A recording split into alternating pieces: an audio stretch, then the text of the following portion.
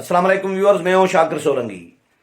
Viewers, وزیر اعظم عمران خان کو گھر بھیجنے کے مشن کے سلسلے میں اپوزیشن جماعتوں کی ایکٹیویٹیز اپنی جگہ پر، لیکن حکومت بھی اس مشن کو ناکام بنانے کے لیے تگودو کر رہی ہے، کوششیں کر رہی ہے۔ حکومت کیا کیا پلان بنا رہی ہے، ابھی تک حکومت نے کیا کچھ کیا ہے اور کیا کرنے جا رہی ہے یا کیا کرنے کا سوچ رہی ہے، جو خبریں آ رہی ہیں اس حوالے سے اپڈیٹ کروں گا۔ اپوزیشن کیا کرنے جا رہی ہے آنے والے 2-3 دن کے اندر، اور ابھی کیونکہ ٹائم ابھی بلاول بھٹو زرداری کا جو لانگ مارچ ہے وہ اسلام آباد کی طرف رواں دواں ہے۔ کل شام کو وہ روات پہنچے گا، روات یعنی اسلام آباد کے ساتھ ہی۔ اس کے بعد جو ہے پرسوں منگل کے دن اسلام آباد میں پہنچے گا اور جلسہ کیا جائے گا۔ اسی دن ہی تحریک عدم اعتماد یا قومی اسمبلی کا اجلاس بلانے کے لیے ریکویزیشن جمع کرانے کی تیاری کی جا رہی ہے، ڈسکشن کیا جا رہا ہے۔ مولانا فضل الرحمان آج رات اسلام آباد پہنچیں گے۔ شہباز شریف بھی جو ہیں کل وہ بھی اسلام آباد پہنچیں گے، اور کل شام کو نون لیگ نے پارلیمانی پارٹی کا اجلاس بلا لیا ہے۔ اس کے علاوہ جے یو آئی نے بھی ظاہر ہے اپنی مشاورت کرنی ہے۔ پیپلز پارٹی کے پارلیمانی پارٹی کا شاید اجلاس اس طرح نہ ہو، کیونکہ پیپلز پارٹی کے لوگ جو ہے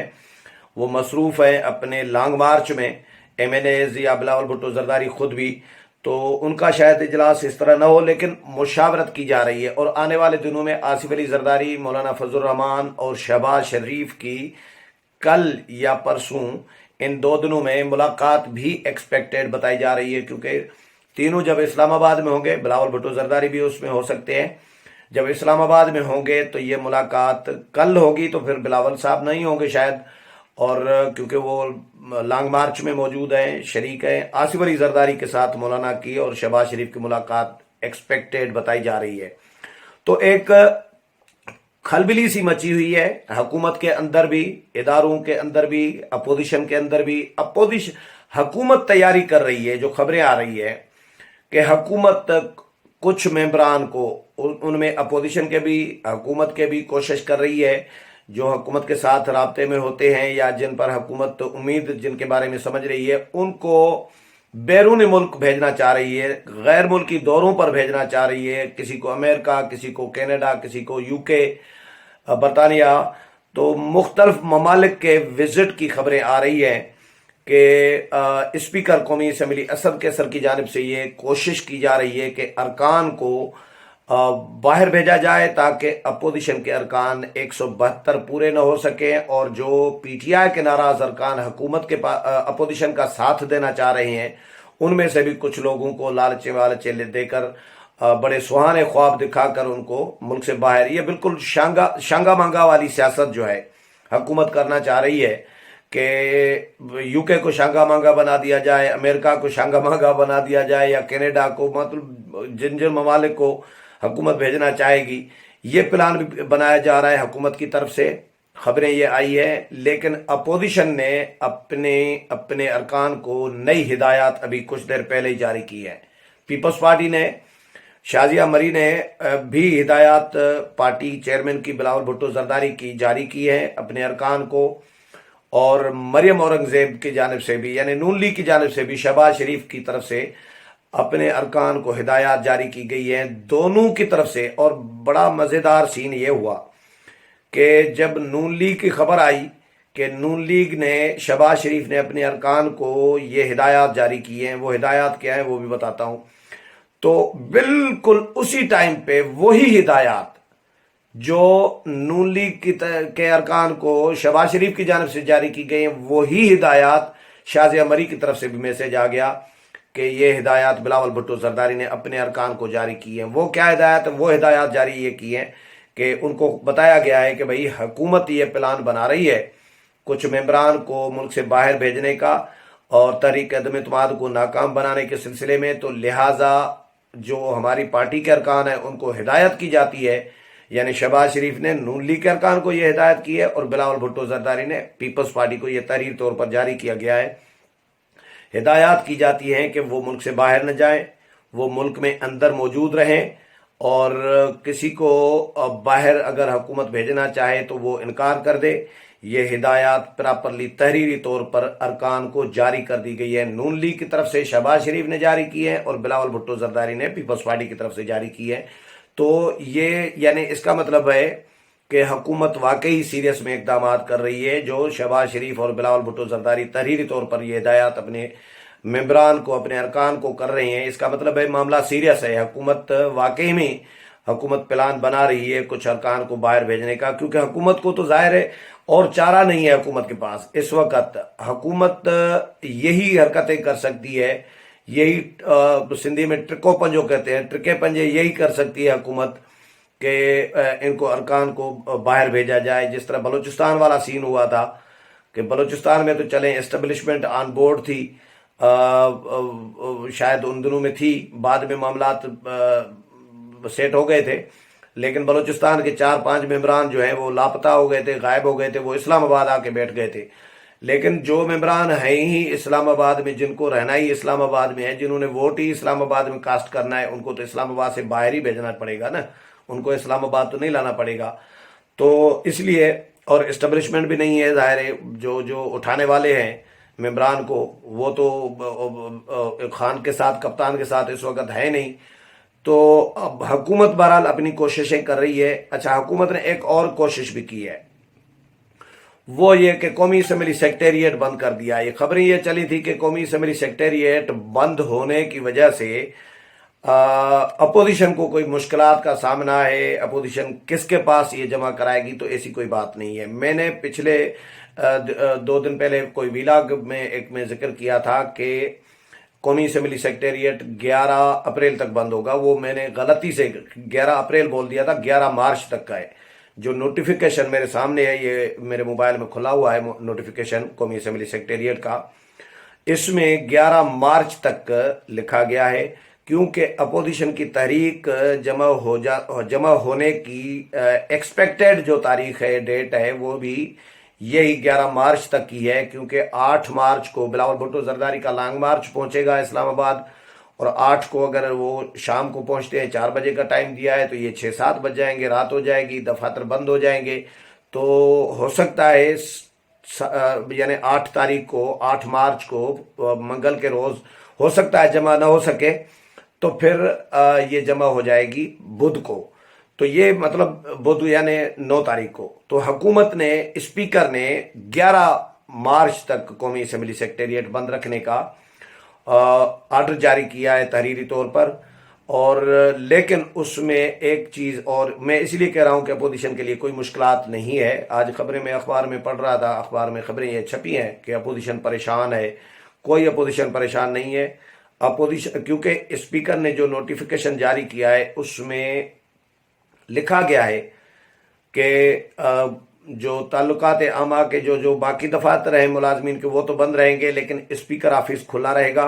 یہ اس میں لکھا گیا ہے۔ میں آپ کو، اچھا، ڈپٹی اسپیکر آفس کھلا رہے گا، قومی اسمبلی کے سیکٹری کا آفس کھلا رہے گا، تمام ایڈیشنل سیکٹریز کے دفاتر کھلے رہیں گے، R&I برانچ اور ڈائریکٹر جنرل بین الاقوامی تعلقات معمول کے مطابق کھلے رہیں گے۔ یہ قومی اسمبلی سیکٹریٹ کا نوٹیفیکیشن ہے، 4 مارچ کو یہ جاری کیا گیا ہے،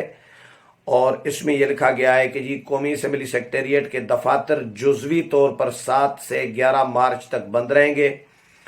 اس سلسلے میں شعبہ تعلقات عامہ کی جانب سے آج آفس آرڈر جاری کیا گیا ہے۔ دفاتر اسلامی تعاون تنظیم OIC، organisation of Islamic countries OIC کے جو ممالک ہیں، ان کے وزرائے خارجہ کی جو کانفرنس قومی اسمبلی میں کرانے جا رہی ہے حکومت، جو پلان اناؤنس کیا ہے حکومت نے،